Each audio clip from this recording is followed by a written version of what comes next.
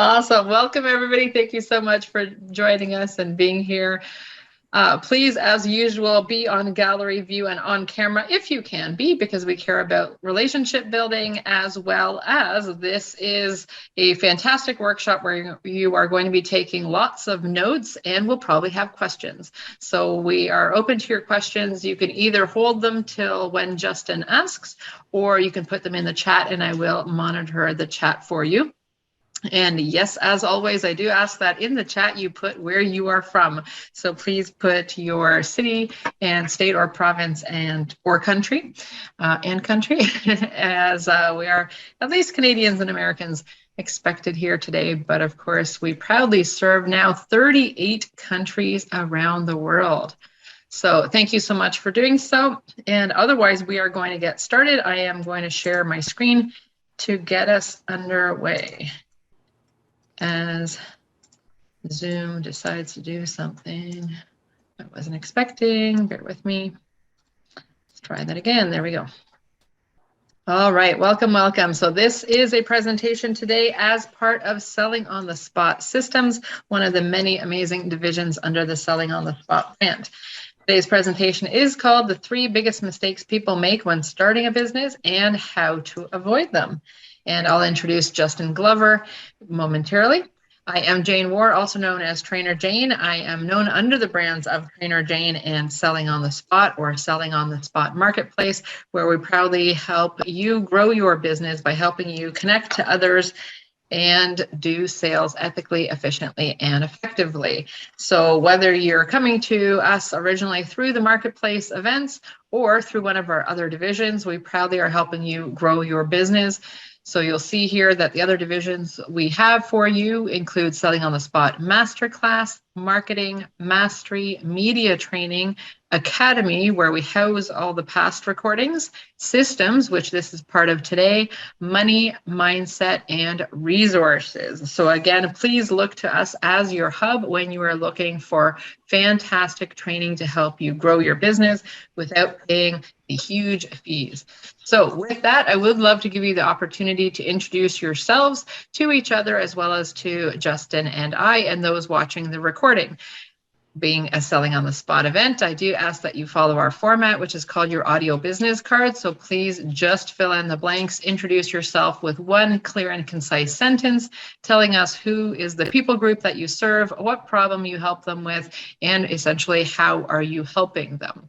Okay, so mine, for example, would be I train entrepreneurs and business owners how to grow their sales easily and effectively through our Selling on the Spot Marketplace events. So just a clear and simple statement for the sake of today's introductions. So with that, Chris, I'm going to go to you first, please. Because I'm already muted, how convenient. So good morning, I'm Chris Dyer. I serve women entrepreneurs by helping them get off their assets and creating some new resourcefulness and resilience for their personal lives and their business through a coaching program. I actually have a link for tomorrow. Create your rebel entrepreneur identity. Thank you. Wonderful. Thank you for that. And Chantel. I'm Chantel. I help people that want to redecorate their space through my online business called Telly's Talk and Shop. Awesome. Thank you. And Lena? Hi, my name is Lena Litviak, and I help entrepreneur women over 40 take care of their health from the inside out. Thank you. Wonderful. Thank you, all of you. So with that, I would love to turn this over to Justin. Whether you have met him before or not, or trained with him before or not, you know that he's going to be bringing you a fantastic presentation today. Please be taking notes somewhere, whether it's paper or electronic, because I bet he's going to fill this time well, and there's going to be loads of notes that you're going to be taking. And again, feel free to have questions that we'll handle throughout the presentation. So with that, I'm proud to present to you Justin Glover, my business partner under the Selling on the Spot Systems division. In my head, I like to joke the man in the hat. So with that, Justin, I'll let you more formally introduce yourself and go ahead into your presentation. Yeah, what's up, everybody? Thank you so much for participating today, for joining. I'm excited to be here for sure. Um, I know this is part of a series of workshops that we're actually doing together. And so if you happen to have seen or been on the last one where we talked about messaging and market dominating positioning, I promise you this one will not be as long. I went overtime on the last one. And what I'd like to do is actually make this one a little bit shorter and give more time for practical application, Q&A, and stuff like that if we have time. So that's kind of the plan. Let me share my screen and we will dive in. I do have a PowerPoint presentation, but I am not a PowerPoint presentation creator, and so it is very basic. There's not any fanciness or slides or interesting stuff, just kind of some words on the screen. In some cases, I have a few pictures on there, but other than that, it's very basic. So you guys can see the screen, okay? Just a quick thumbs up and make sure that that part is working. All right, awesome. So again, the title of today's training is the 3 biggest mistakes that people make when starting a business and how you can avoid them all. And so my assumption, if you are attending a training like this and showing up for it, that you are in the early stages of business or potentially starting another business, or just maybe you've been rolling in business for a while and things aren't working the way that you're wanting, and you're thinking, well, maybe that can pick some stuff up here inside of this one. And so regardless, hopefully you'll find it valuable because we're going to go a little bit deep on some of the stuff that just doesn't get talked a lot about in the industry of business and business training. And so if you have been thinking about starting your own business, or you're in business, like I said, and you're really looking for a simplified, proven, tested sort of step-by-step methods for actually starting that new business and growing it the right way, then you're going to get some value out of this presentation, no doubt. All right. And let me just see if my clicker is working. It is. Okay. Perfect. All right. So right now, there's never been a time that's been better to actually build your own business. You've never been able to really get started and create a business for the little money that you can actually do it for right now. Technology and the introduction of the internet and all of the technology that followed that, it makes running a business very different today than it was, 10 or 15, 20 years ago. It can be done with a lot less money and a lot faster in most cases. And just over the years, we've been doing this for over a decade, working inside of businesses. And we've helped hundreds of business owners really launch their new brand, launch the new business in the right way over those years. And we're going to show you sort of the foundational elements that you can apply so that you can do the same thing today too. So I'll start with a quick question. Do you know what Apple, Amazon, Google, Disney, Mary Kay, Virgin Records, Harley, they all have something in common? Anybody know what they might have in common? If I want to take a guess in the chat, go ahead and put it in. I'll tell you the answer. It is they were all started in a garage. That's the thing that brings all of those together. And so what we're going to cover today is actually the same secrets and the same stuff and methodologies and thought processes that they went through whenever they launched these businesses. As well, you're going to see a lot of the same mistakes that they actually made, and then how they overcome them. All right. And so we're going to start with the mistakes because that's kind of the premise of today's training. And so I want you to actually stop for just a moment before we really dive in. And I want you to just think about all of the marketing and advertising that you've seen over the last week. So how many ads, how many TV commercials, radio commercials, magazine ads, just yard sign ads? Just think about all of the advertising that you've seen, right? You've probably seen quite a bit. In fact, researchers estimate that over the last 7 days, you've likely been exposed to somewhere over 117,000 ads. These are just based on the national averages. And it's probably even higher since this was put in, which hasn't even been that long ago. And so out of 117,000 ads, my question is next is how many can you actually name? How many do you remember? How many come to the top of your mind? All right.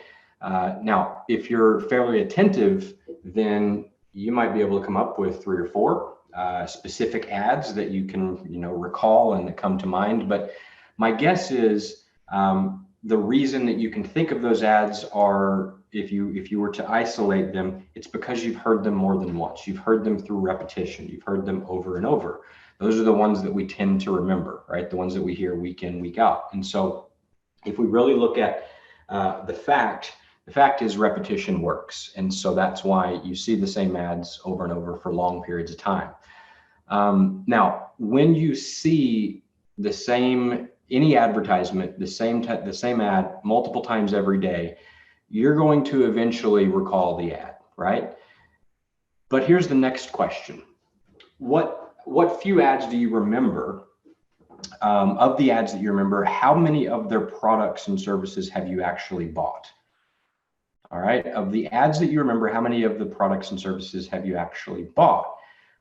Now, there's a picture of the E-Trade babies here, and I don't know if you guys remember these commercials or see them or have saw them. I don't even know if they still run. These were I don't watch a lot of TV these days. When I did, this was one of my favorite commercials. Every time I heard them come on, they were just so funny to me.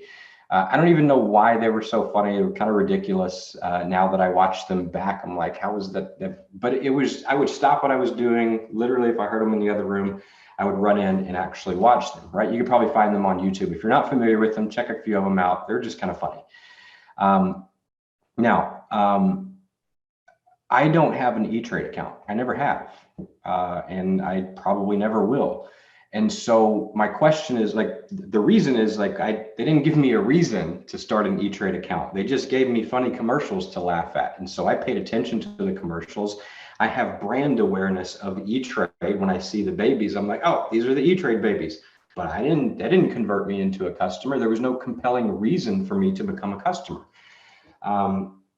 What benefits did they actually offer me? They didn't offer me any benefits as a buyer of online trading services.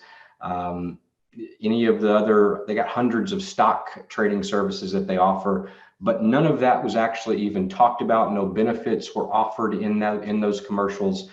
And so I just liked them because they were kind of funny, and I saw them all the time. And so that's my point exactly. All right. This smart aleck wisecracking baby, it has zero relevance to online stock trading whatsoever. And so why does E-Trade continue to make these same commercials? And there is actually a reason. By the end of this presentation, you'll fully understand what that reason is. And it might not be the reason that you're thinking. You're like, oh, there's some genius reasoning behind this. Maybe not. Maybe it's not so genius of a reason. You're going to find out here in a little bit. And so here's the overall point that I really want you guys to get from this. If you're starting a business, or if you're serious about growing the business now, I want you to know that businesses are led to believe these days, entrepreneurs are led to believe that what they have to do to actually build a successful business is create some sort of attention grabbing form of marketing, and you're going to be able to generate leads at will. That's kind of the thought process and the methodology and the approach that most business owners or marketers take. They're like, I got to create some sort of catchy, attention grabbing form of marketing, and I'll have all the leads that I want, right? In reality, nothing can be further from the truth. That's just in the area of marketing.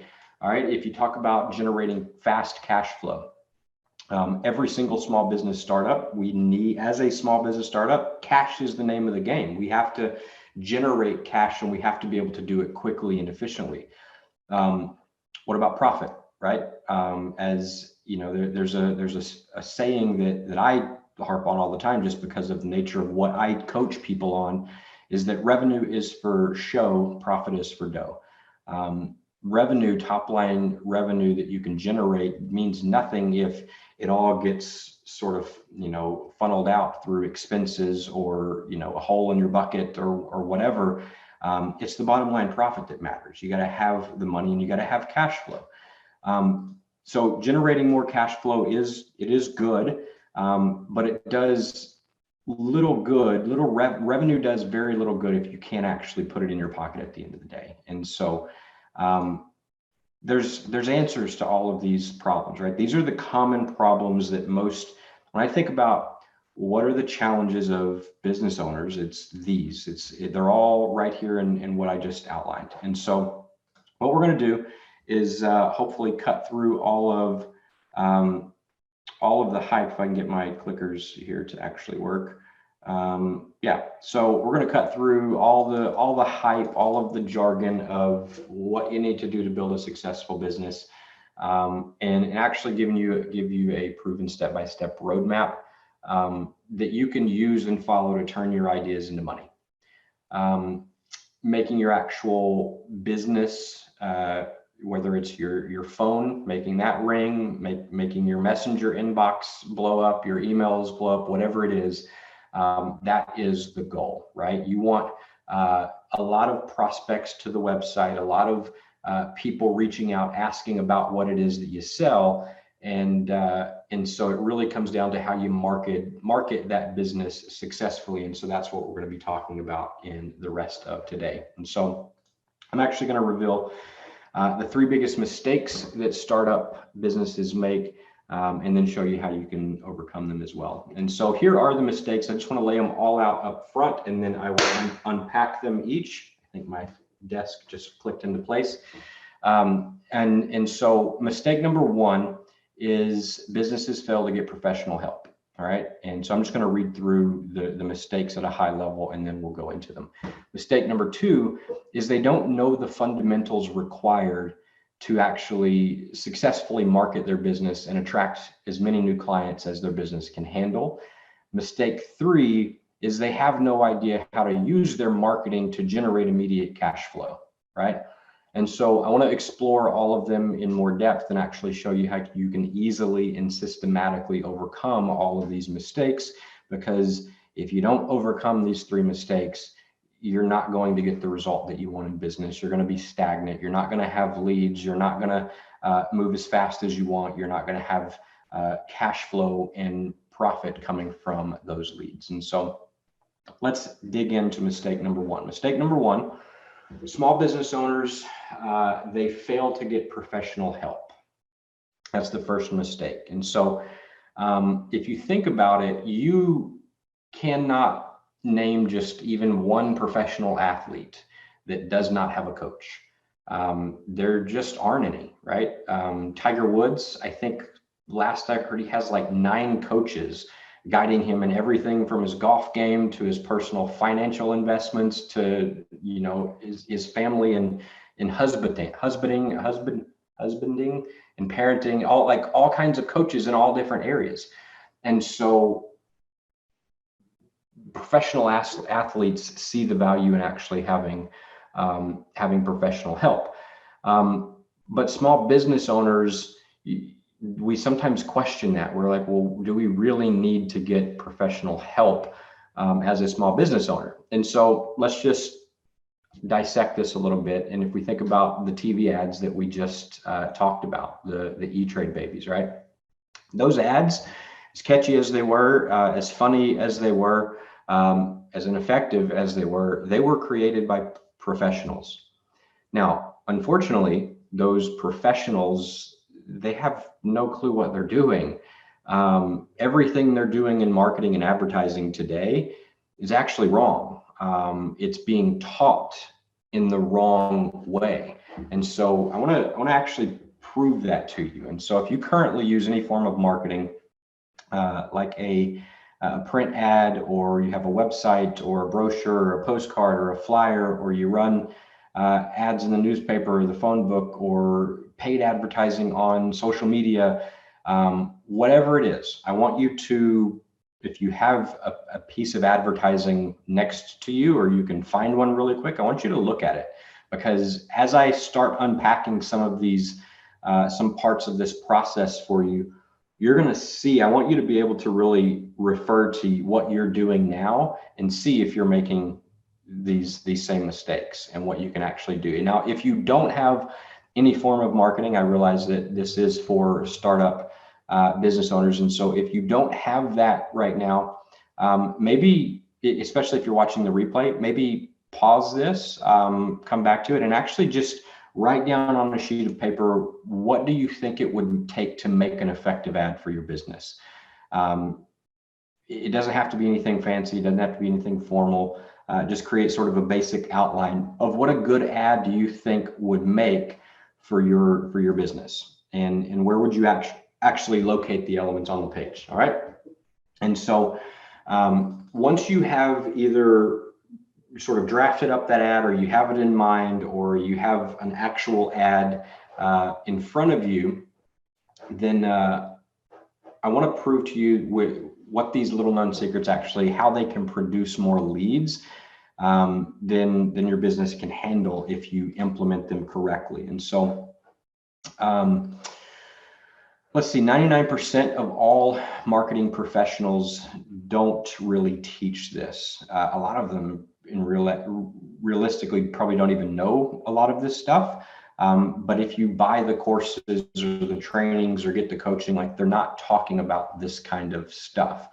And so this is really powerful. It's compelling. It's gonna, if you follow what we're talking about here in the next few minutes, it'll position you in the top 1% of all lead generation professionals that exist out there. Even if you're not into lead generation, you're probably going to know more than a lot of them that are in lead generation. And so I'm going to give you an example. Examples are one of the easiest ways to teach and get a lesson to sort of soak in and be memorable.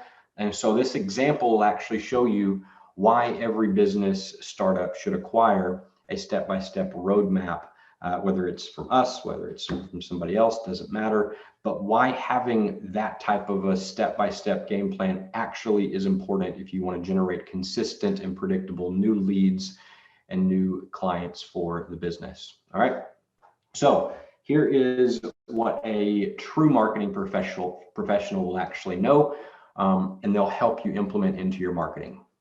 Now, we call it the marketing equation. They might refer to it as something else, but there's a framework. There's a predictable, a proven framework that all successful marketing follows. We've analyzed millions and millions of dollars worth of ads that have been run successfully, over hundreds and thousands of actual businesses in different industries. And so we've broken them all down into a framework that what all of the successful ones have in common. You're about to learn what that is. Again, we call it the marketing equation.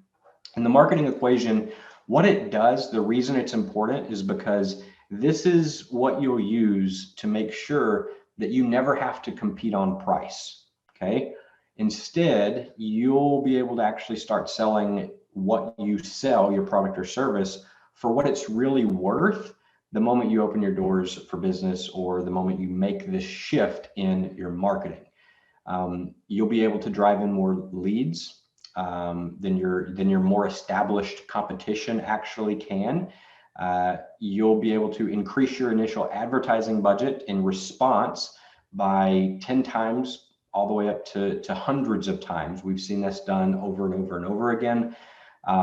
You'll also convert a higher percentage of the leads that come in and turn drastically more of them into actual paying customers or sales. And then you'll get a better bang for your buck, all right, with your marketing spend. And so the bottom line is very simple. You're going to create more of, we sort of refer to it as like this profit faucet inside of your business that you can turn on and turn off. Now, there's some fundamentals that you have to understand in order, because this is all, I mean, it all sounds great. And you're like, wow, this is a really big promise. Like, how do I actually do it? That's what we're going to actually talk about right now. And it starts with understanding what marketing is supposed to do. Most people can't even answer this question accurately. They don't know what marketing is supposed to do. All right. The purpose of marketing is actually threefold. The first job of marketing is to capture the attention of your target market.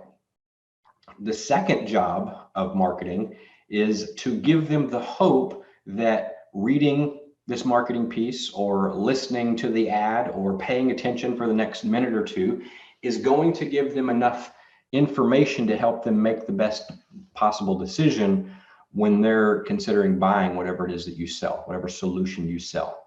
And so in other words, marketing is supposed to train and teach them how to recognize the true value of your product or service.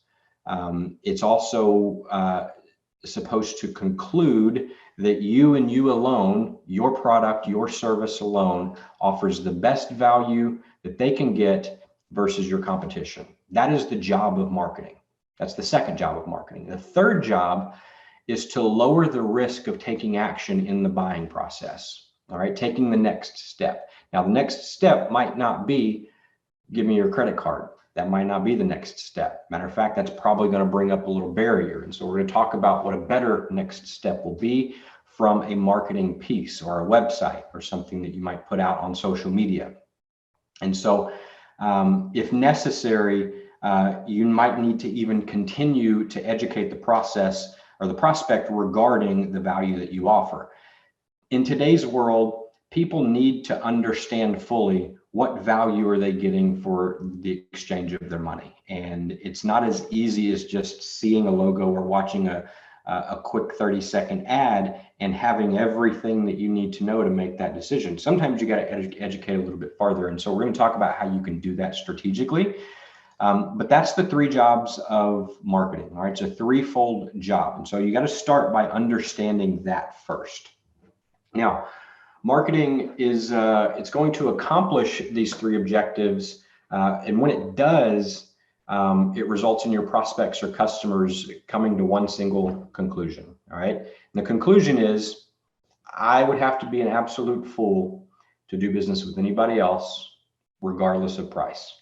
Doesn't matter the price. I would be crazy if I did business with anybody else. That is the conclusion that you want your marketing to bring your prospects to before they even buy. That's the assumption and the conclusion they need to come to before they're going to take the next step and be committed in making that commitment to actually buying to you. And so the question is, well, what can we say? How can we structure our marketing to get the viewer of that marketing to come to that conclusion? And by the way, when I say marketing, I'm talking about this applies to everything that you do in terms of getting new people to take the next step in your buying process. And so if you sell a widget or a multi-$1,000 service, you got to think, what's the first step, right? Maybe it starts with a phone call. Maybe it starts with reading a little, report or a brochure or something like that. Well, the marketing is everything that comes before that. Today's version of marketing, there's lots of them, right? Back in the day, there was like TV marketing, TV advertising, radio, billboards, phone book, newspaper, and that was kind of it. Now there's all of those still, but then there's the whole world that online brings in too, right? There's paid advertising online, there's actual social media posts, and then even your website is a form of marketing because people can find them and they're reading that website before they take that next step into your sales process. And so your website alone, the words on it, the structure of it, it is a piece of marketing. And so that's what I'm talking about, just to be clear when I say marketing here. All right. And so the goal is to get them to think, to come to this conclusion. And so how do we actually do that? What needs to happen, right? Well, most, let's see, so most business startups, like they don't know anything about those first three steps, the job of the threefold job of marketing that I just talked about.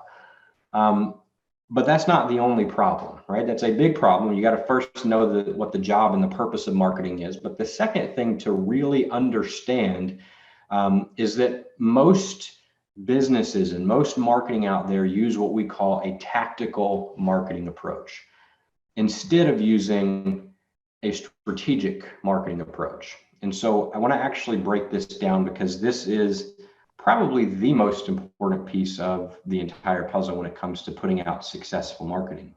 And so let's just say running an ad in the newspaper, sending out, did I skip a slide? No. Yeah, we're good. Yeah, I think I did actually. So running an ad in the newspaper, maybe you send out an email or a direct response letter.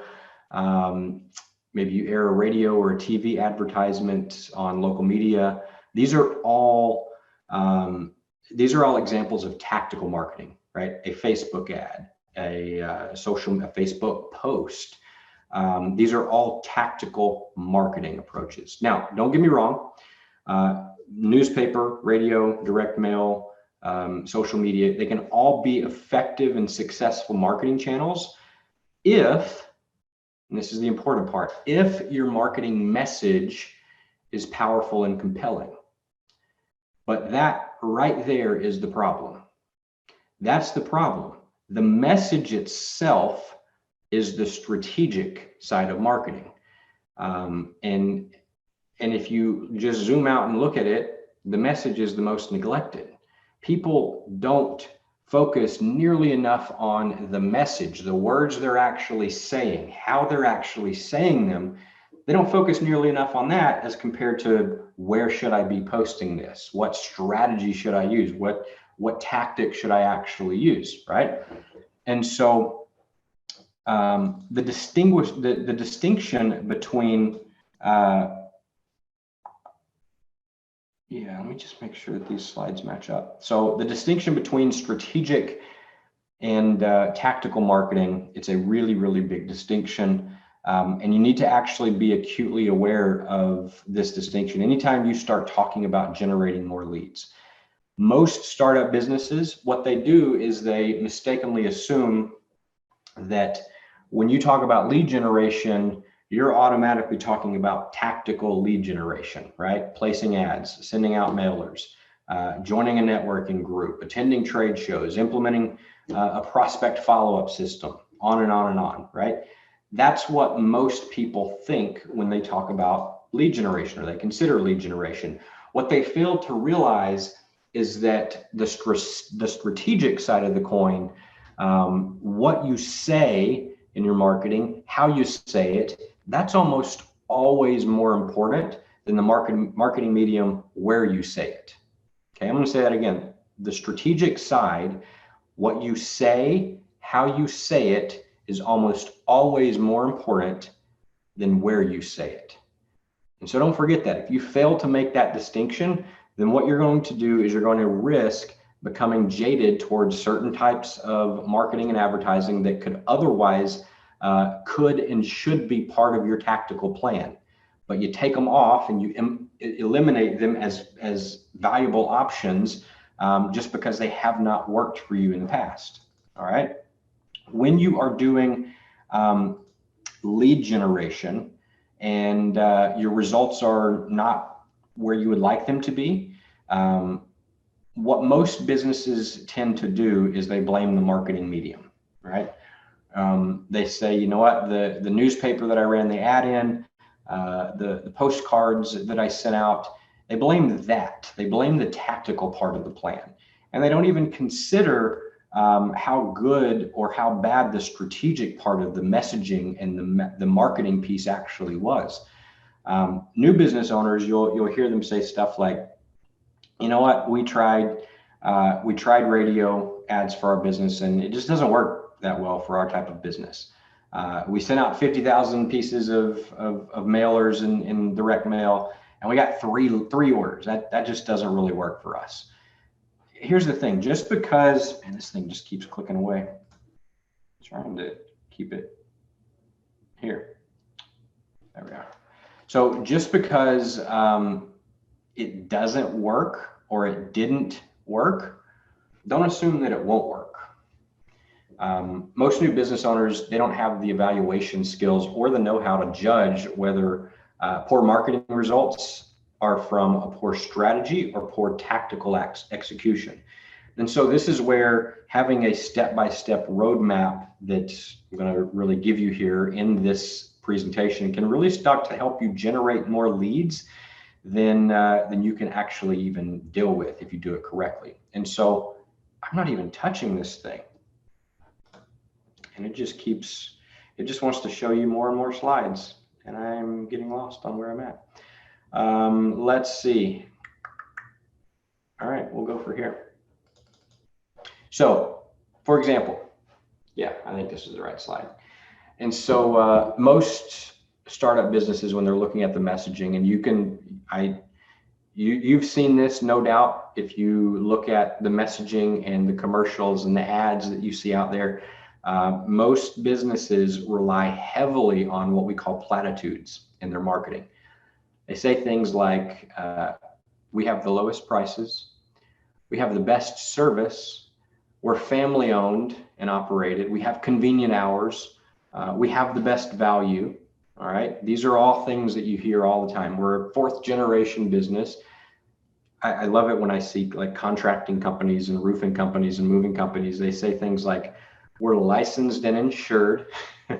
Like that's what they build their marketing message around. We talked about this in the previous workshop that we did, and how silly it is. It actually falls into a category that we call, well, I would hope so, right? These are all things that, like, these are obvious things, right? We offer good service. Well, I would hope so.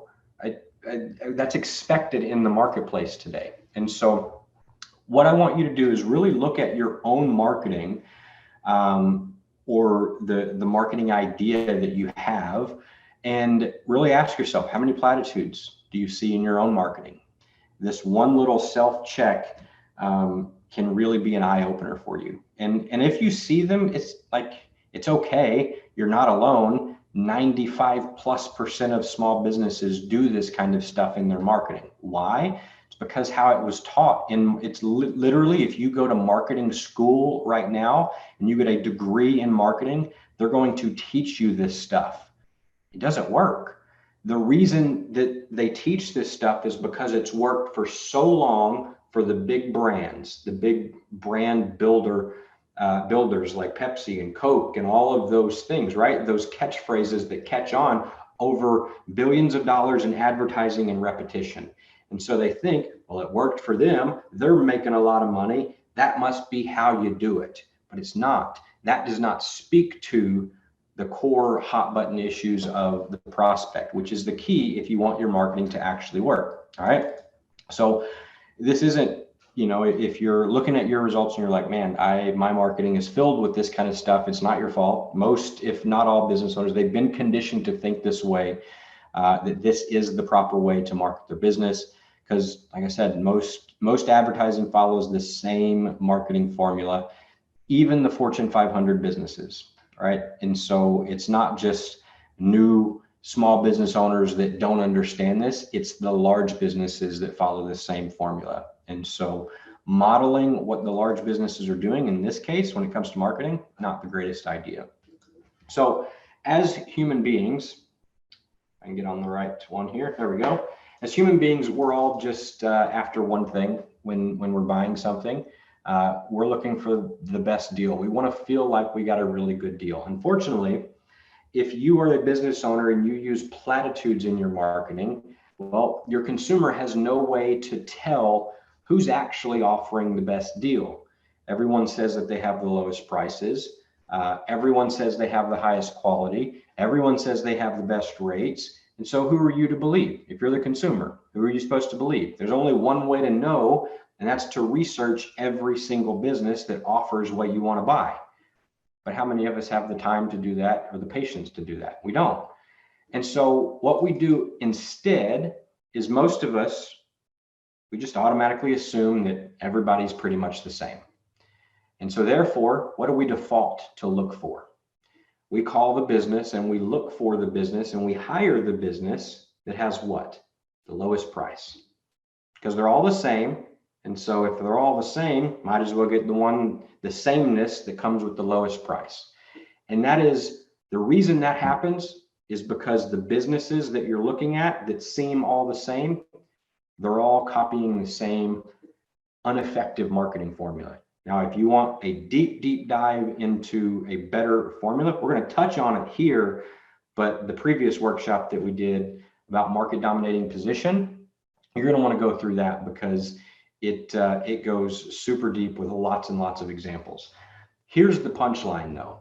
When you cannot communicate your true value to a business owner, then you're dooming yourself to forever compete on price, because that's the result. They're going to look at your business, see that, yep, sounds about the same as this business, which sounds about the same as the next one. So I might as well just look for the one that's got the lowest price. And so you're constantly going to be competing on price, right? So we have the marketing equation that I mentioned, and I'm going to share it with you here. And if you just use that and nothing else, it'll change all of that forever in your business. You won't be competing on price. This will be the backbone of your strategic marketing plan right out of the gate. I told you there's tactical and strategic. Strategic is the what you say and how you say it. That's what we're going to cover. And so this is the foundation of which everything else that we build for you is going to be based on. Okay, so let me give you a quick overview, and then I want to spend some time actually going through this with you in detail. So the marketing equation has 4 main components. The first component is we have to interrupt the prospect, right? We have to get their attention.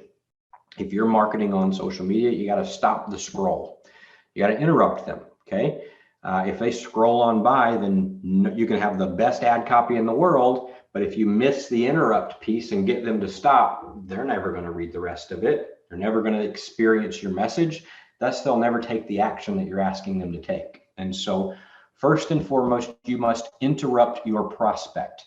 You got to get your qualified prospect to pay attention to your lead generation marketing. Simple enough to say, but it's a lot more difficult to actually pull off in real life unless you understand what I'm telling you here with this conversion equation. So the interrupt, how do you do that? When do you do it?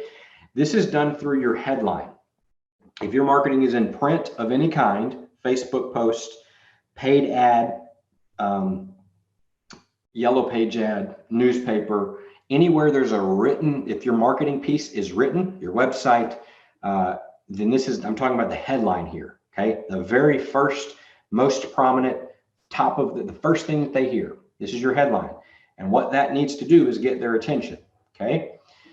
If this is say a radio ad or a TV ad or a YouTube ad, then that's a video, obviously. And so this needs to be the first words out of your mouth.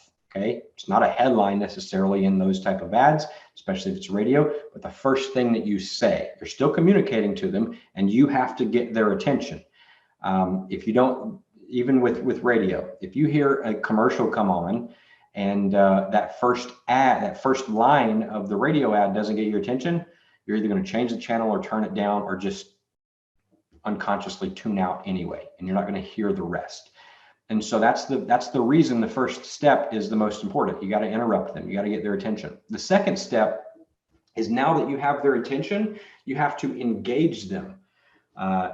You have to give the reader a promise that, hey, the information that I'm about to share with you in this ad in the next minute or 2 or seconds, it's going to help you make the best possible decision.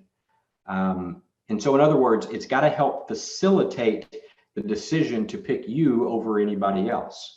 And so this is the job of the subheadline, right? If you're going back to the written advertisement, you got the headline.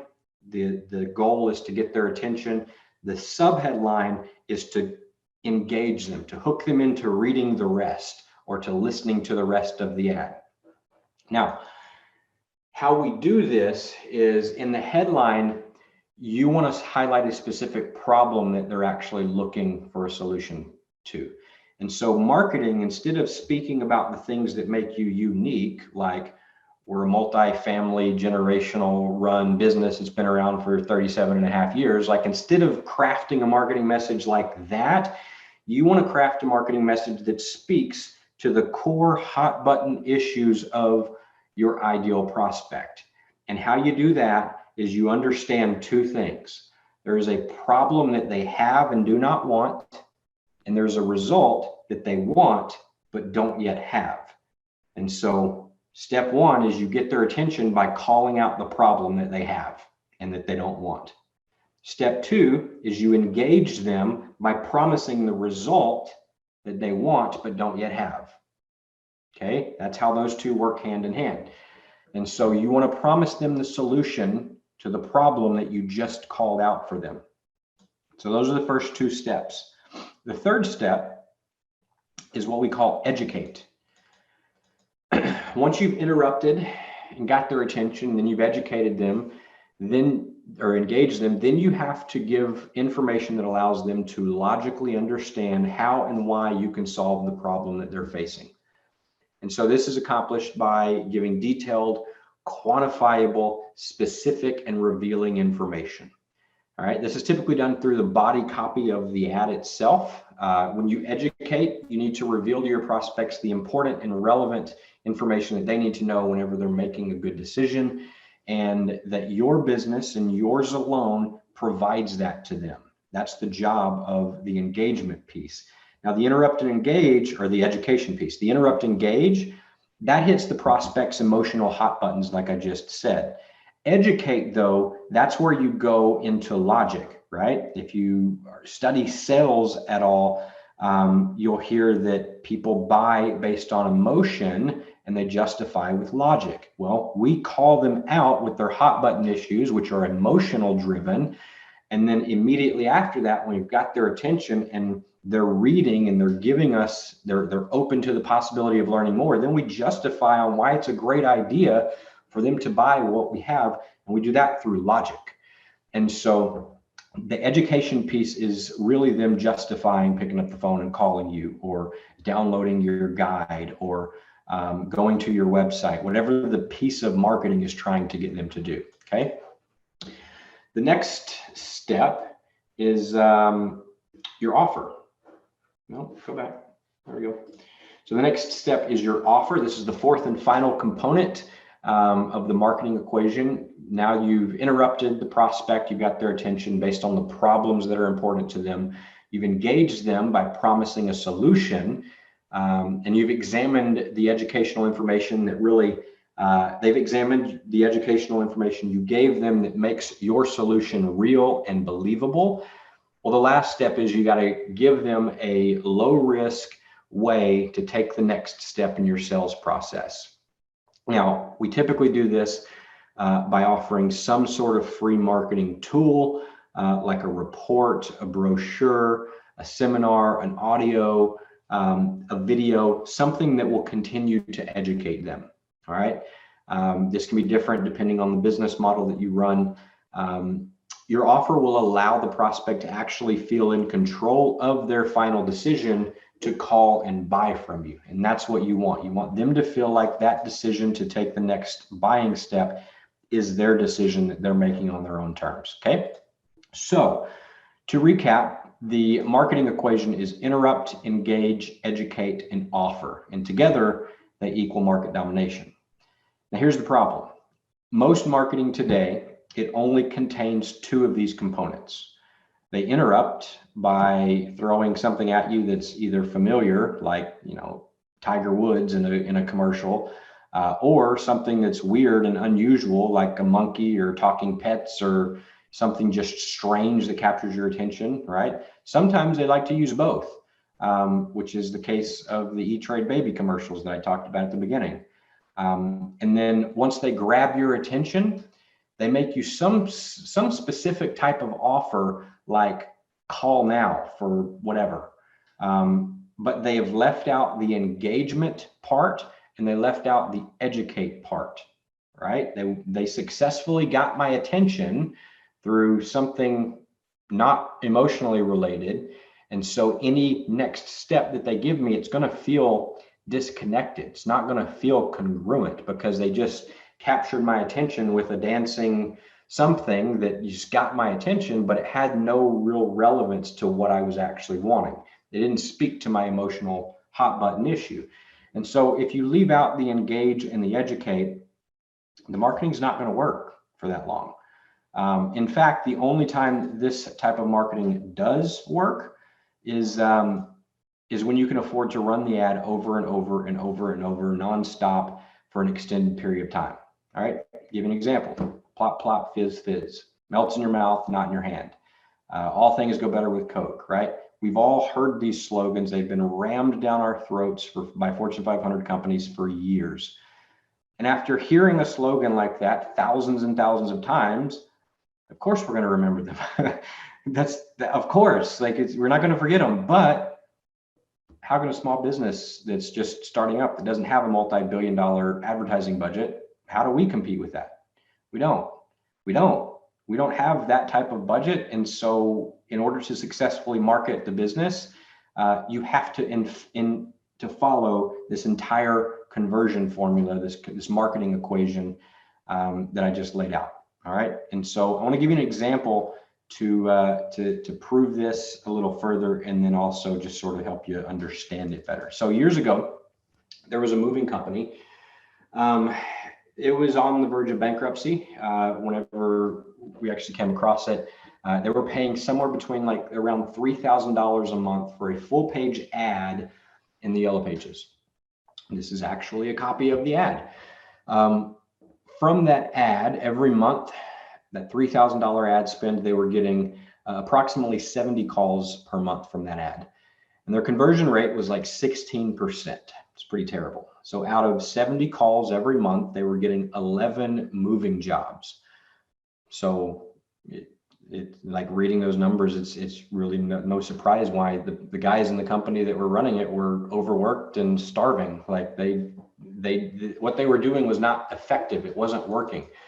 Now, why was it actually not working? Well, the reason the ad wasn't working is because they did not follow the marketing equation that I just actually laid out. In fact, the only marketing equation component that they had in their entire ad, you guys might be able to see it just by looking at the ad. The only piece that they have of the 4 steps is the offer. And the offer was call us. That's it. And so then they listed their phone number. That was it. That was the only component of the conversion equation that they actually had. They had no interrupt at the top whatsoever, just the name of the company. They listed all the generic and Me Too services that every other moving company had in all of their ads. Things like local and long distance, residential and commercial, reliable and careful, fully licensed and insured, free estimates. Seriously, free estimates. Like that one blows me away still. Every time I hear it, I'm like, why would yeah, I will tell you how much it will, I'm going to charge you to tell you how much I'm going to charge you. It just doesn't even make sense.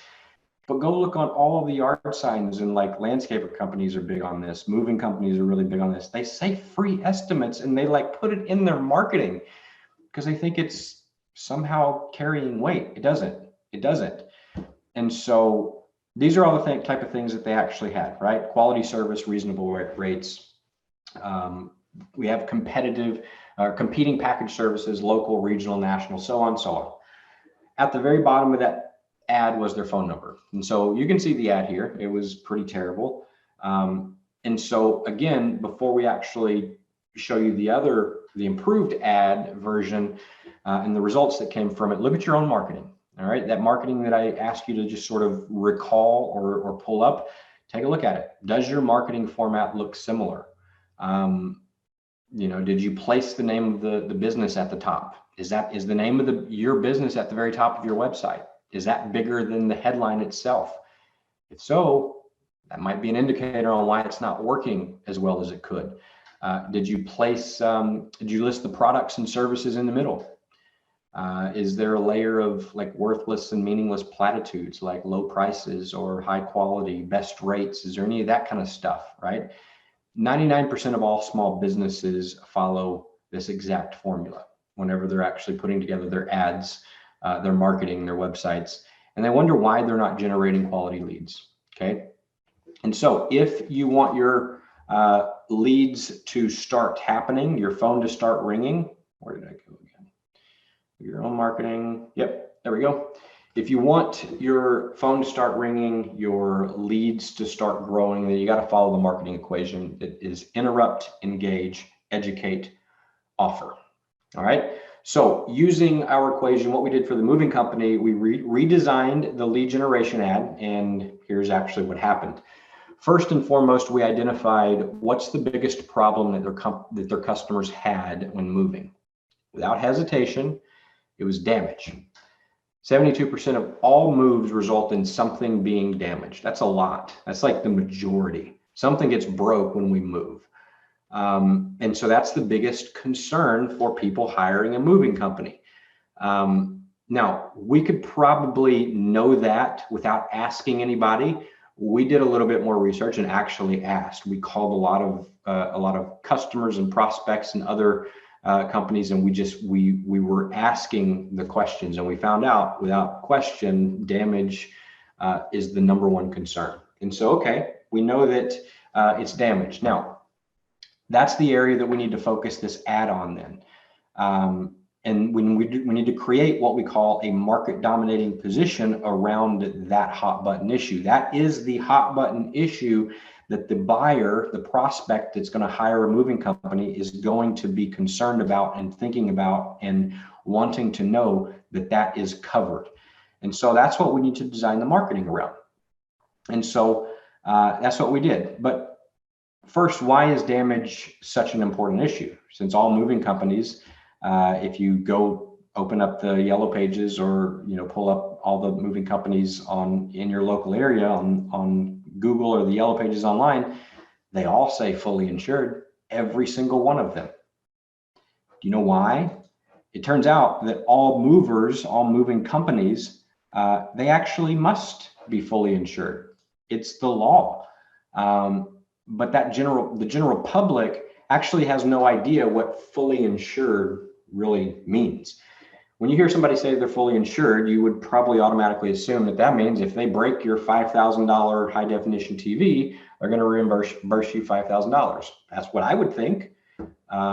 Turns out that's not how it works. In the moving business, what fully insured means is not that. Legally, a moving company can claim that they are fully insured, that they have fully insured their customers' belongings based on a per pound of damage, a price per pound. The national average is 40 cents per pound. And so what that means for us is if a mover destroys a TV that cost you $5,000 and it weighed 100 pounds, their only legal obligation is to pay you $40. $40. Unfortunately, customers have no idea this is even the thing. They don't even know. When they find out is after the TV's broken and they get the $40 check, and then they're pissed. And so this wasn't a good scenario, right? This is kind of a loophole that all of the moving companies, I'm sure there's still the vast majority of moving companies now that say fully insured. You could probably call them up and ask them some specific questions. I'll even give you the questions here in a minute. And you'll probably see that the majority of them are sort of operating in this shady way, right? They're not fully insured. And so what ends up happening is they break your stuff, they get paid, you get paid the minuscule reimbursement. For this specific moving company, they actually, this wasn't an issue for them. One of the reasons that they happened to not be as profitable back then is because they actually spent more money on the appropriate insurance that did dollar for dollar reimbursement, full replacement value. And so this particular company, they actually provide their customers with full replacement value insurance. And so if they broke the $5,000 TV, then you got reimbursed $5,000. No questions asked. That's just kind of the way that they operated. But how actually could they, how could they actually afford this much more expensive insurance? Because it's a lot more expensive to have that kind of insurance than the skate under the, the fine print type of insurance that's 40 cents on the pound. It was actually due to their extraordinary 3-step packaging process that only their company offered. And thanks to the process, their breakage was below 3%. The average moving company is over 70%. Theirs was under 3%. And so when we started digging in, we're like, well, they revealed like, there's this whole 40 cents per pound rule. We're like, well, how do people get away with that? And we're like, we don't do that. We actually do full reimbursement. Well, how much different is that? Oh, wow, that's a lot more expensive. Well, how do you stay in business? Well, it's because we have a custom process that ensures that we don't break stuff, very, very little. And so that was the thing that set them apart. That was what we wanted to design the market dominating position around. And so the little damage that did occur, it was typically just like a broken dish, a plate, very minor items that really had little or no replacement value or cost, no sentimental value that's going to create this emotional situation with a customer. And so their unique packing process allowed them to carry a $5,000 insurance deductible, and their premiums for the better insurance was actually lower than the competitors would pay for the inferior and deceptive insurance. And so it was a 3-step packing process coupled with a superior full replacement value insurance coverage that became the market dominating position. Again, if you want to go deeper into that topic and how you can modify your business to create a better market dominating position, you need to go through the last workshop where we actually covered the market dominating position, because we really gave several examples of that. But that's really what this company did, right? And that's all that's left. All that's left once you have that, and here's how we're different, and here's what makes us stand out. Once we knew that, it's just a matter of let's put that information into an ad and actually follow the conversion equation. And so here's what we did. We first created a headline for the top of the Yellow Page ad, and the headline was designed to interrupt. And so this has got to introduce or address the main hot button issue or problem that their prospects are looking to solve. And so in this case, what did we say?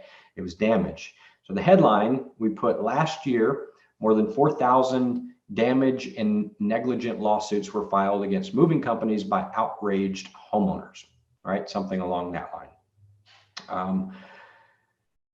That's probably going to grab a lot more attention to the prospective movers. You think so? Like, that's probably more enticing than just the big old name of the moving company.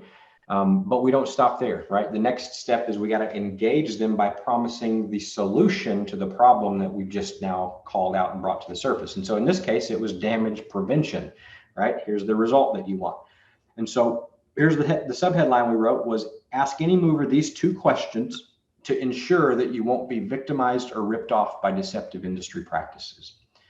Now, when a prospect reads this headline, do you think they would want to immediately find out what those 2 questions are before they call anybody else or make a hiring decision on the moving company? Of course they would. Yeah. And so we've now enrolled them in learning more. We've hooked them in. All right. We've engaged them. And so then we continue to the next part of the equation, which is educate. And so we educate them by providing with 2 questions that the prospect can ask any mover that they choose to contact. All right, so here's the questions. Number 1, do you follow a minimum 3-step packing process for every item you put in your truck? Number 2, do you carry full replacement value insurance? Now, we already knew at this point that the answer to both of those questions for all of their competition was going to be no, because this was the thing that made them unique. And so we had previously surveyed other companies and asked the question. And so we knew that when people did call and ask the questions, if they didn't hire us right away and they called people, they're going to come back because the answers that they got to the questions. Now, this ad then educates prospects on the realities of what actually takes place in the moving industry. I'm not going to read the whole ad, but it just breaks down this loophole that all of these other companies are following. And it literally makes this company the no-brainer decision, okay, to do business with. And so the offer itself, instead of the old traditional offer, of call us and, you know, book your move. This offer was a free moving company comparison checklist that highlights the survey we did. Hey, we surveyed all of the moving companies in the area. We'll give you a checklist that highlights the ups and the downs of all of them, showing the prospect that they were the only moving company in town that offered all of these desired benefits. And so this is going to make them the no-brainer choice in the moving industry, and the results that they generated from the new Yellow Page ad actually sealed the deal. And so instead of averaging just 70 calls a month from this $3,000 per month ad spend, the new ad, whenever we ran it in month 1, generated 955 calls. Instead of a 16% conversion rate, the conversion rate jumped to 68%. So the new ad generated so many new clients asking for the service, they had to partner with 4 of their competitors to actually handle the increased volume. And what happened after that? Those 4 competitors actually pulled their money together, and they ended up buying this company out 9 months later for $2.3 million. All of this came literally from changing the strategic message of a Yellow Page ad. That's it. We didn't spend a single additional penny on making this transformation in this company. We changed the Yellow Page ad to follow a formula and speak to the core hot button issues. And it took this company that was on their way out the door for bankruptcy to being sold and acquired, having more customers than they could handle, and being bought out for $2.3 million by their competition. So this is why every small business startup needs to really get professional help, right? Whether it's ours, whether it's somebody else's, but finding professional help, obviously it can be frustrating, and at times it can be sort of a crapshoot. And so that's why I wanted to teach you guys this, because as a business owner that's starting out, like, this is probably the most important thing that you can actually know and understand, okay?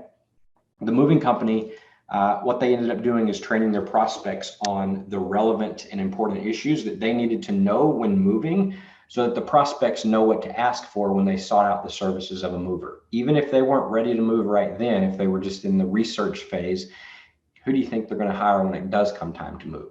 The person that educated them. And so you can use this when seeking out the professional help that you need for your own business, right?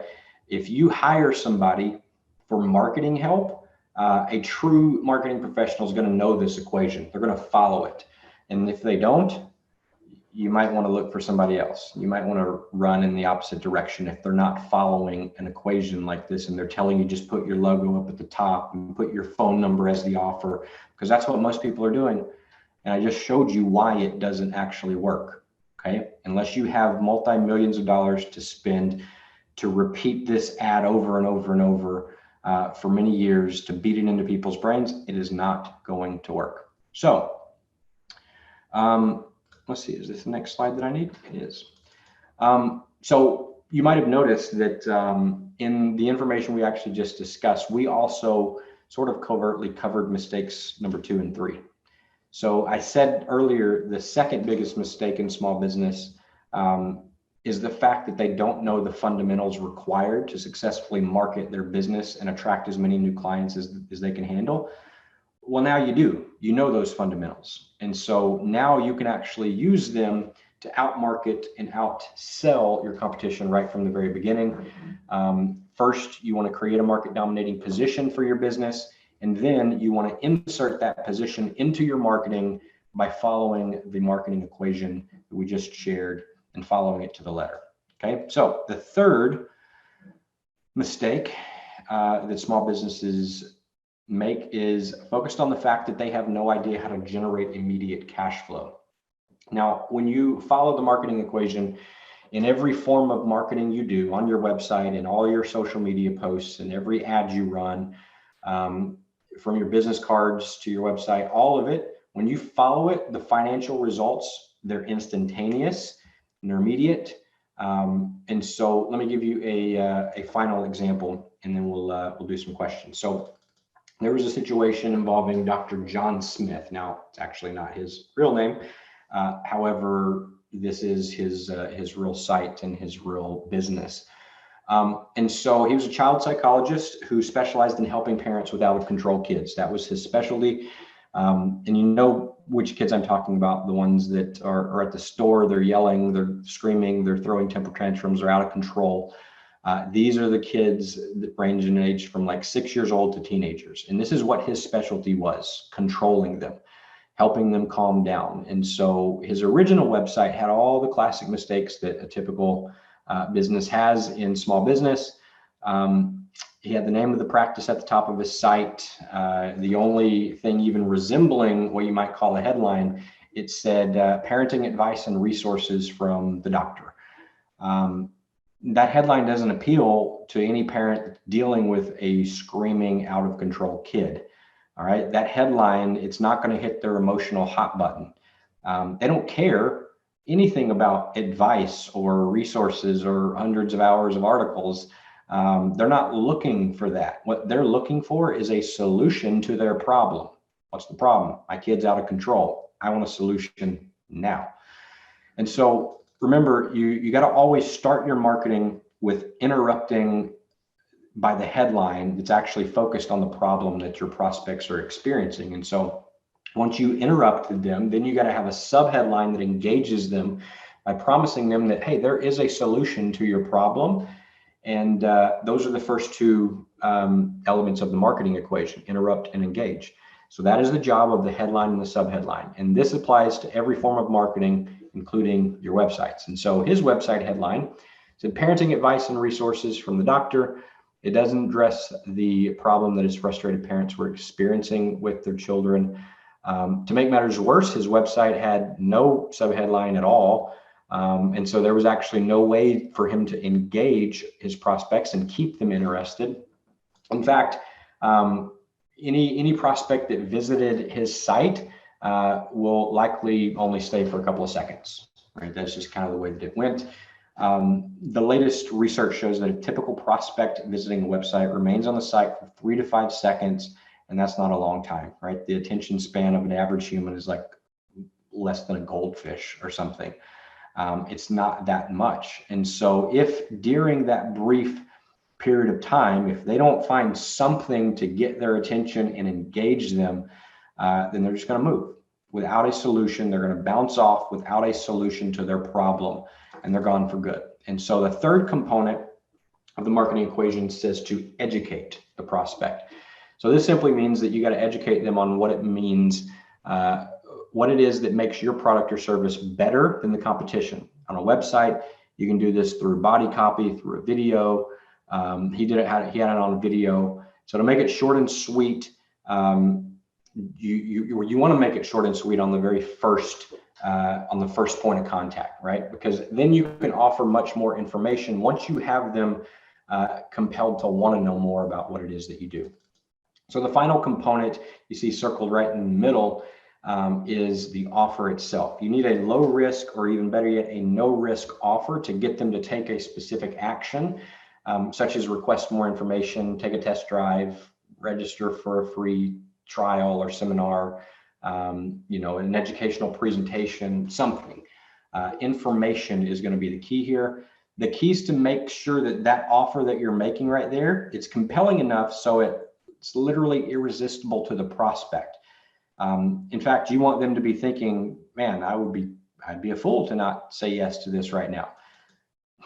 As you can see on the doctor's site, his offer was a white paper titled "The Secret for Parents, a special report on how you can learn the secrets of nurturing well-behaved children." Okay, here's the problem. The prospects don't have well-behaved children. They have children that are screaming and yelling and cursing and belligerent and back-talking and completely out of control. And so nurturing a well-behaved child is not the solution that they were even looking for. Getting their kid under control right now is what they were looking for. And so you can probably see just with these primary elements why the website was failing him in every area. It wasn't building the business. It wasn't helping him generate more leads or attract new clients or generate additional revenue for the practice. It just simply did not follow the marketing equation at all. And so a suggestion is to change the website so it does follow it. And what would that look like, right? So here's what that actually would look like. Place a headline at the top that would say, are you sick and tired of yelling, screaming, and belligerent attitude of your child? I would say that headline definitely hits the major hot button for virtually every prospective parent that comes to the site, okay? You think these prospects, the moment they read that headline, they're immediately going to think to themselves that they've just come to the right place when they can find where they can find a solution to their problem? Yeah, you just spoke to their biggest hot button issue.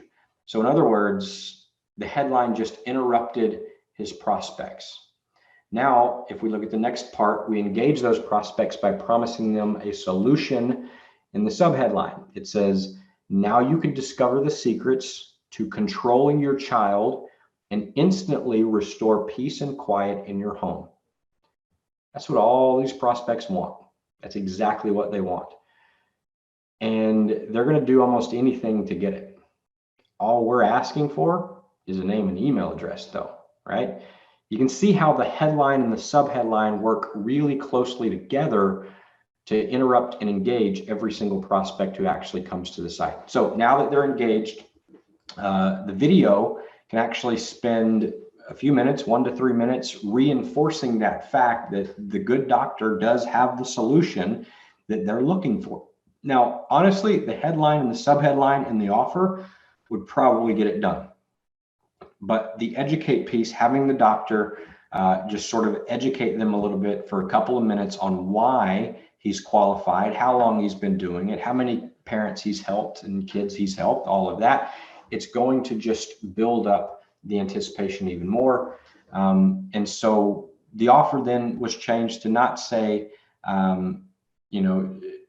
not say there's lots of stuff here for you to go through or like how to nurture a well-behaved child. It now says learn the secrets to gaining and maintaining complete control of your child in less than 60 seconds. Well, that's exactly what they want. That's like the dream scenario that this parent wants. Immediate control over the child that's going crazy.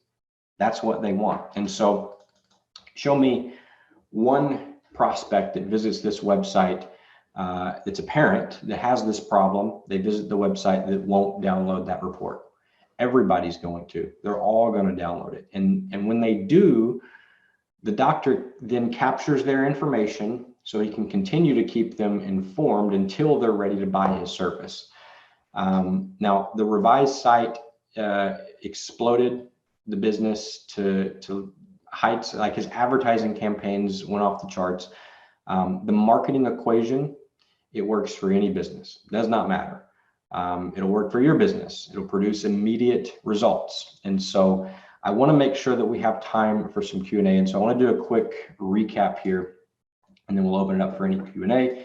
But at the end of the day, the three biggest lead generation and business mistakes that people make when they're getting started in business. Number one, they fail to get professional help. Number two, they don't know the fundamentals required to successfully market the business and attract as many new clients as their business can handle. Number three, they have no idea how to use their marketing to generate immediate cash flow. The marketing equation contains the fundamental components of all of this that will ensure that your business is successful from the moment you implement them. It'll make your phone ring, it'll make your messenger inbox blow up, and really position the business as the dominant force in the market, all right, among your competitors. And so this is going to provide a foundation that will enable you to start generating immediate cash flow.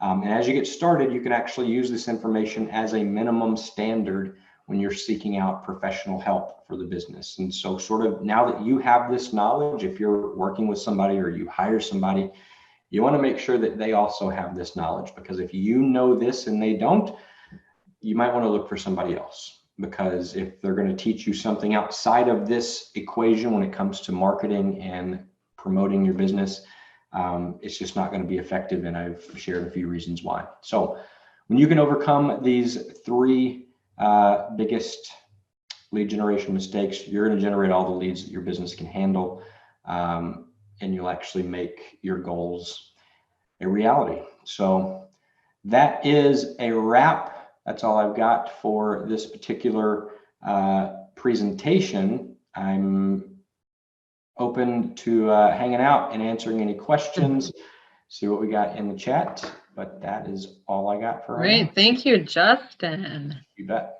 Those examples were phenomenal, night and day different. Cool, yeah. Does anyone have a question? If so, please unmute. Yeah, Lena, go ahead.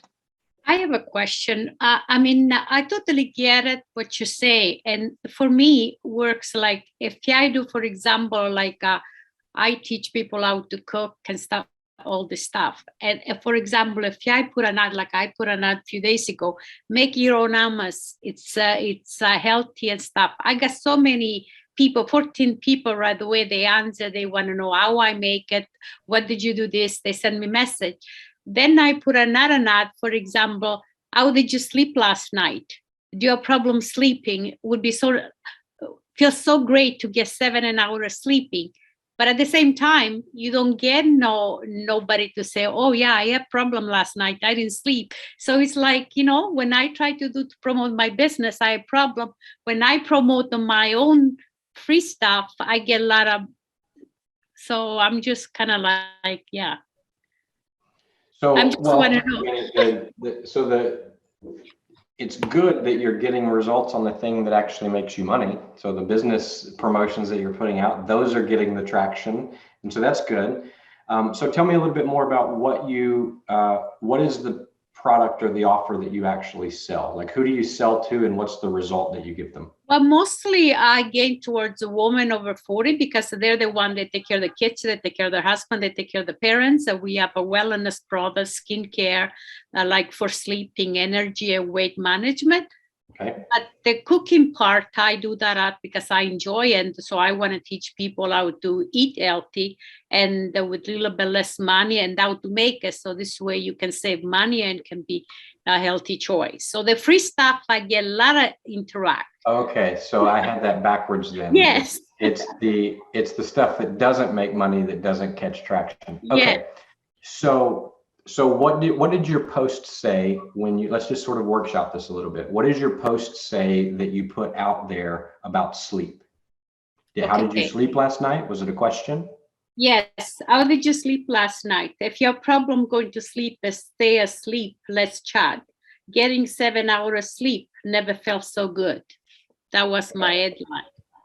So if we apply the conversion equation to that message, right? So we got to start by figuring out who is the ideal person that's going to say yes to your offer in the end. And so this is they're buying a solution to sleep better, right? And so does the solution help them fall asleep faster and stay asleep longer and wake up more rested? Like, are those kind of the main benefits of the solution?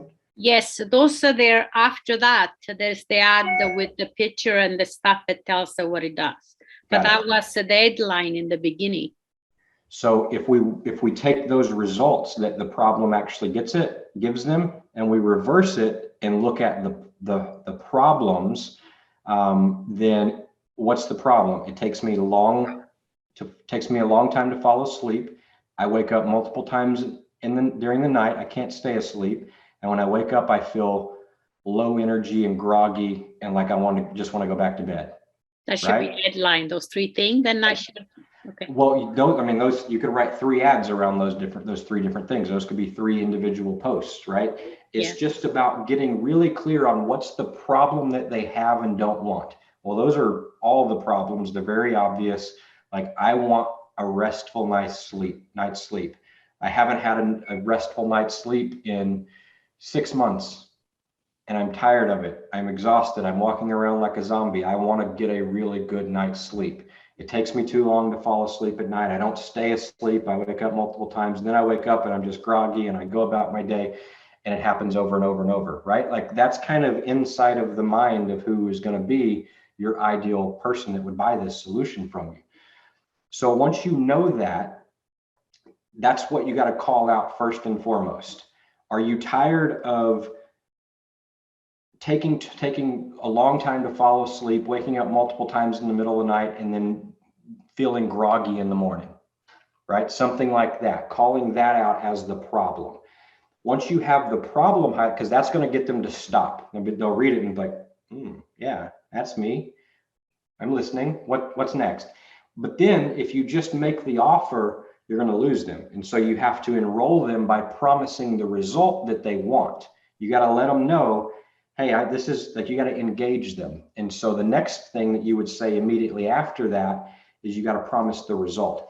How would you like to know 3 things that you can do right away that'll help you fall asleep faster, stay asleep longer, and wake up more refreshed?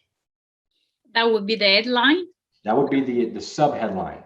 The subheadline, okay. Are you tired of taking a long time to fall asleep, wake up multiple times in the night, and feeling tired and groggy in the mornings? How would you like, that's the headline, how would you like to discover 3 simple things that you can do right now that'll have you falling asleep faster, staying asleep longer, and waking up feeling refreshed as soon as tomorrow? Right now, all of a sudden, you've painted the picture of what the result is that they want. And so you called out their problem and they're like, yep, I have that problem. That's me. And then you promised the result and they're like, oh yeah, I want that result.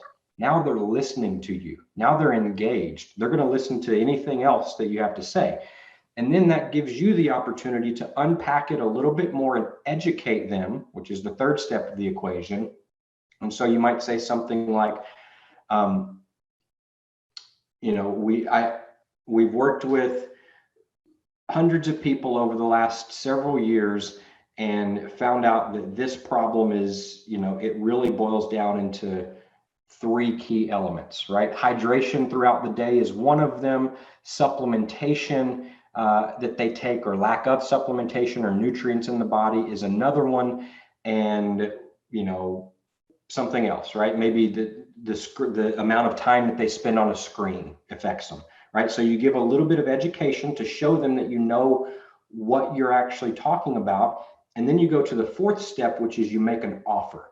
Now, the offer is not buy my stuff, buy my product. The offer is leave. Are you posting this on social media, I'm guessing? Yeah, Facebook mostly. So the offer would be leave a comment or send me a message if you would like to know more. If you would like the report, or like maybe you can, so you educate them. I found that there's 3 things it has to do with what you do when you first wake up in the morning, what you do right before you go to bed at night, and then what you do throughout the day. I actually wrote a 1-page report or a little write-up on this, and it covers the tips on what you should do that will help you get a more restful night's sleep tonight. If you want it, leave me a comment. Comment the word rest or peace or sleep, or send me a message, right? That type of structure, that is going to get engagement from your ideal clients, the ones. And so then they comment, and then the comments, you reach out to them and you start a conversation. And rather than trying to sell them the product or just giving them a link right then and there, you would actually want to have dialogue with them and say, oh, thanks for your comment. I see that you wanted my little cheat sheet on how to get a better night's sleep. How long have you what's the main problem? Is it falling asleep? Is it staying asleep? Is it waking up just feeling low energy? Is it not wanting to wake up? Like what's the main problem that you're struggling with? And understand what their problem is. That's the diagnosis phase. And then all of a sudden, whatever you provide them after that, you're coming off kind of like the doctor, right? If you go to a doctor and you go in and the doctor says, what's wrong? And you say, man, I don't feel good. He was like, oh, you need this pill. Like, you didn't ask any questions. He didn't diagnose. There's actually a code for a doctor. Diagnosis without a prescription without diagnosis is malpractice. We have to ask questions. And so the marketing, if you follow that equation, that will get people to raise their hand in the form of a comment, in the form of sending you a message, in the form of a like or a heart or something like that. And when they do that, then you start the dialogue. You ask them some questions. What I like to do there's this is a little bit, I mean, it's still in the scope of what we're talking about here, but there's a strategy that I use. It's called the CTA delay. And so if I do a piece of marketing on Facebook, and I put out a post and it says, I have a gift that I'll give you, comment this word if you want the gift, and people comment it. Well, I message them and I say, hey, thanks, I saw your comment. You wanted my 3 tips for a more restful night's sleep. I'll get that over to you as soon as I get back to my phone. In the meantime, what are you struggling with most? Is it falling asleep or staying asleep? Right? And so I'm delaying the call to action. I'm instead of me, because if I just gave them the guide, I'm missing out on the opportunity to have a dialogue with them and convert. There's a rule. It should be a rule. It should be a law. But conversations equal conversions. And so if you want to convert leads into sales, you got to talk to them, whether it's through video, whether it's through a phone conversation, like you got to have dialogue with them. And so the purpose of marketing for something like this is to start the conversation. And then when they raise their hand and say, ooh, I'm responding to your marketing because I have that problem and I want that result that you promised. And I think what you have might help me get that. And so they raise their hand by liking or commenting or sending you a message. Then you dialogue with them. And the best way to do that is to say, okay, I'll send you that in just a moment. Or as soon as I get back to my desktop, I'm on my phone right now. In the meantime, like, what are you struggling with the most? If I got any other resources I can send you, I'll send you those too. Is it falling asleep? And now they're literally telling you more about their problem because they're going to buy your product to solve their problem. That's the reason we buy anything, to solve a problem. And so that is sort of the structure that I would follow with this type of an offer. Does that make sense? Is that helpful?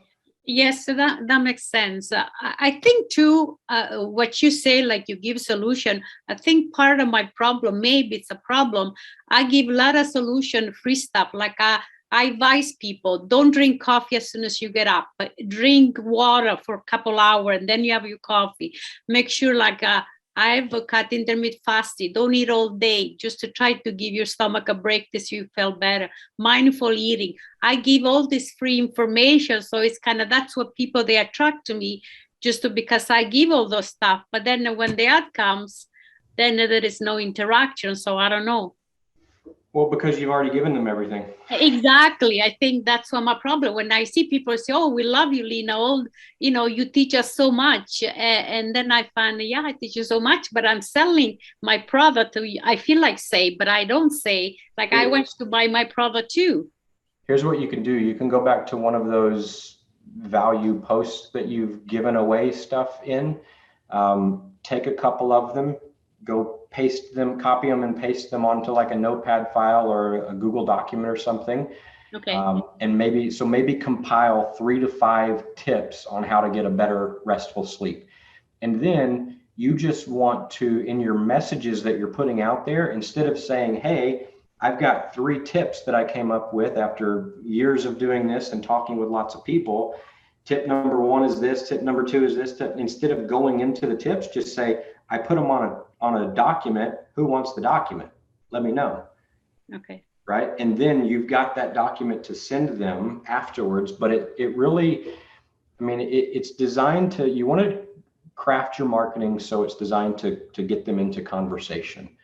Yes. Because that's really where the sales are going to be made. And it's, you're marketing on Facebook too. And Facebook is, no other way to say it. It's just weird on what they pump out with the algorithm.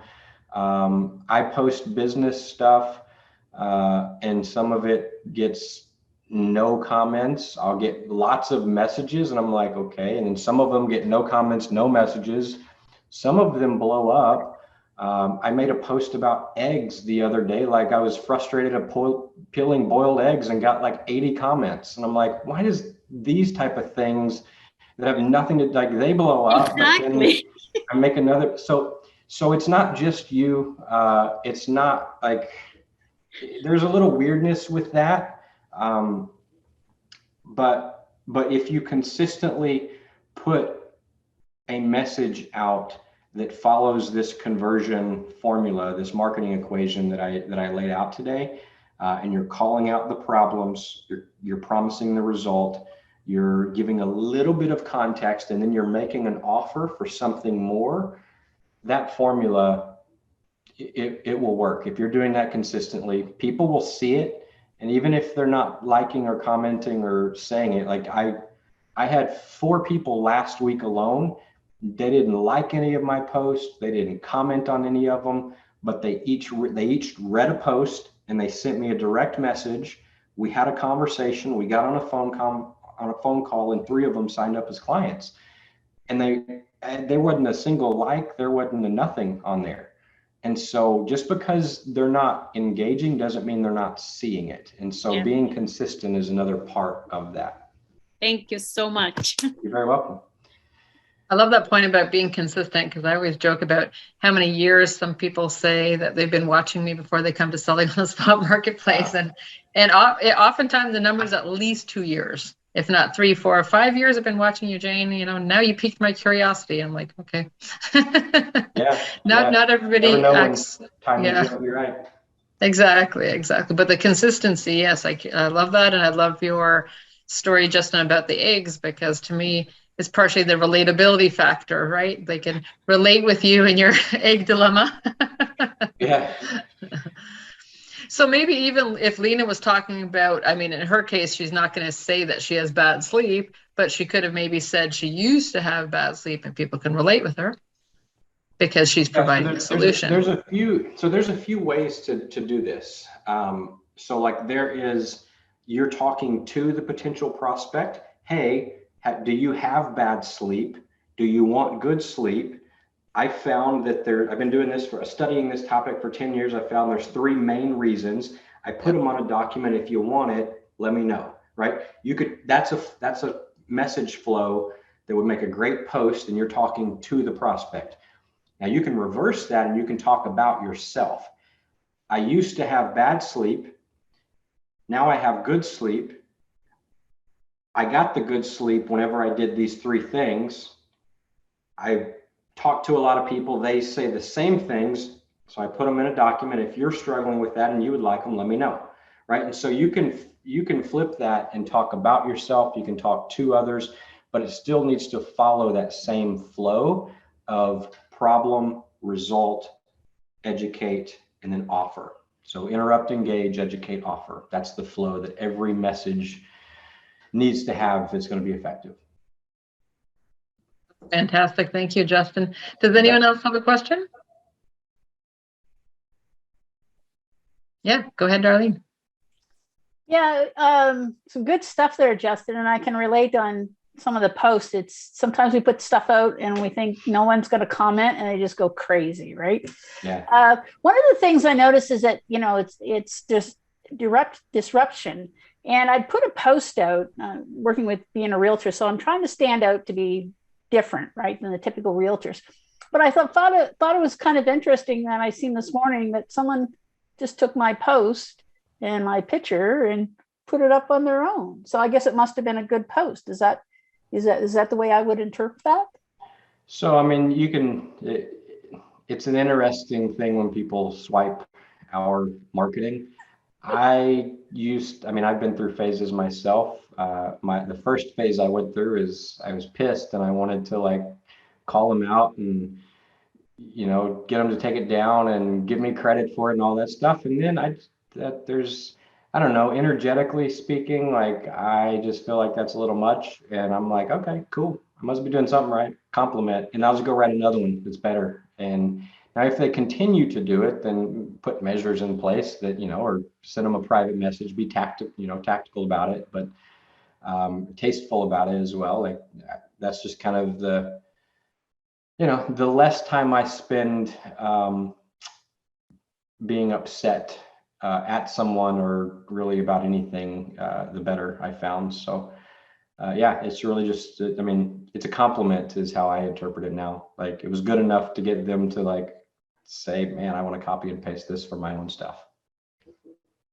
That's the way I interpret it. I'm not going to reach out just today, but I'll certainly be keeping an eye on them. I thought, oh, okay, so that means I'm being creative. Then obviously I did get their attention.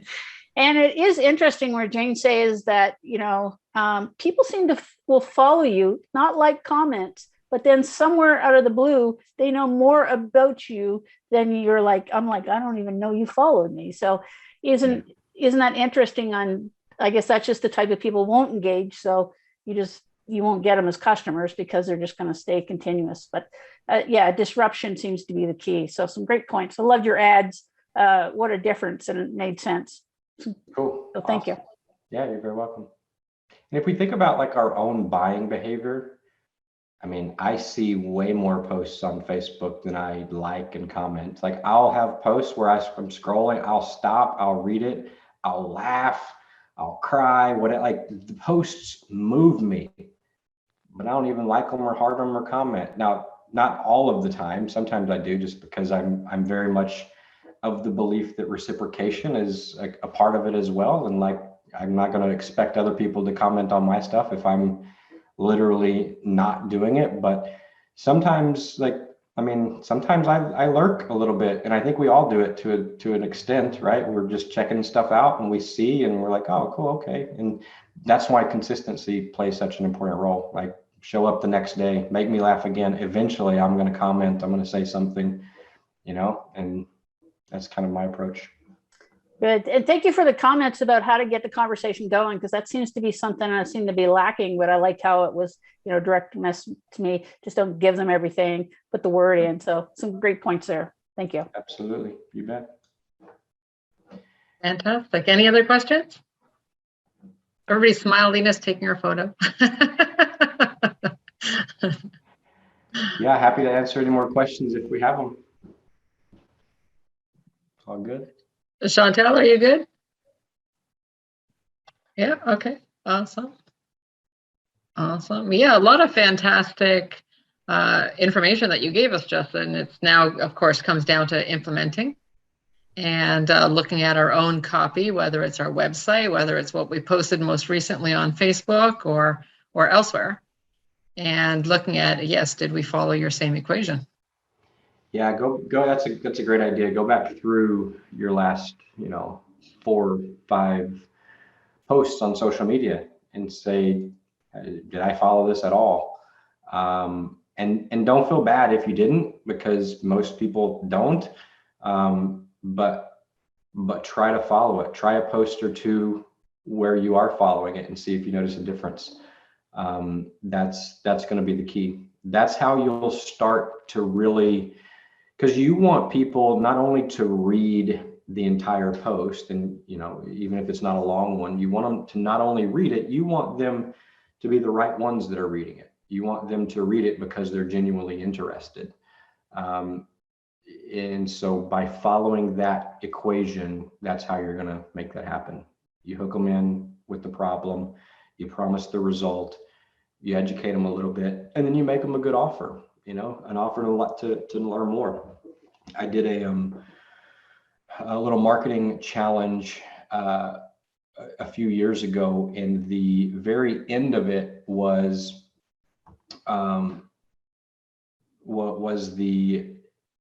we did a day. One of the days in the training was actually the offer itself, and so a framework that you can use. Now I'm just thinking, like, not all of you are doing like Facebook Lives, for example, and that's what this actually was. It was a live stream challenge. But what we told them, you can use it even in your written posts. And it's basically like, if you liked this information, I have more, let me know if you want it. That's the premise of it, right? That's the essence of the message of how you're going to get people to raise their hand and leave a comment. And so, hey, you're not sleeping well. Would you like to sleep well? I found that there's 4 areas that really contribute to sleeping well. Area 1 is this, area 2 is this, area 3 is this, area 4 is this. I expanded on all 4 of those areas. I put them in a document. I don't want to, bore you with them here in case you're not interested, but if you would like them, you're having these problems, if you want this result, reach out. I'll give you a link to the document, or I'll copy it and paste them to you, right? And so it's this idea of Let me give you a little bit of value. And if you like this, I got more. And if you want it, just let me know. Send me a message, leave a comment, whatever it is. So that is all I have.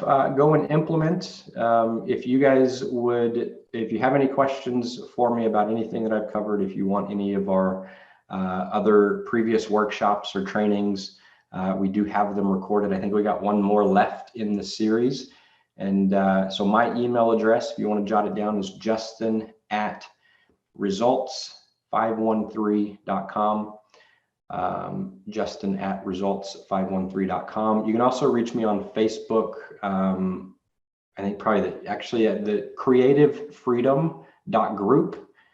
That's a website you can go to. It'll actually redirect you straight to my Facebook group. We go live in there once a week. Oh yeah. So she just posted it in the chat. So reach out to me either through the group on Facebook or private message, or send me an email. If you have any questions or you'd like to have a chat or anything specific about anything we talked about, I'm happy to help however I can.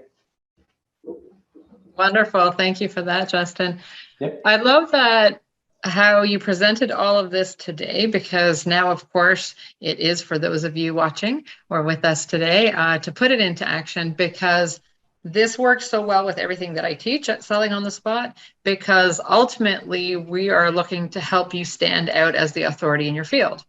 So whether you have a traditional business, meaning the way I define that with Selling on the Spot is different from multi-level marketing, direct sales, networking sales, and of course our amazing global community is both, and all of those businesses.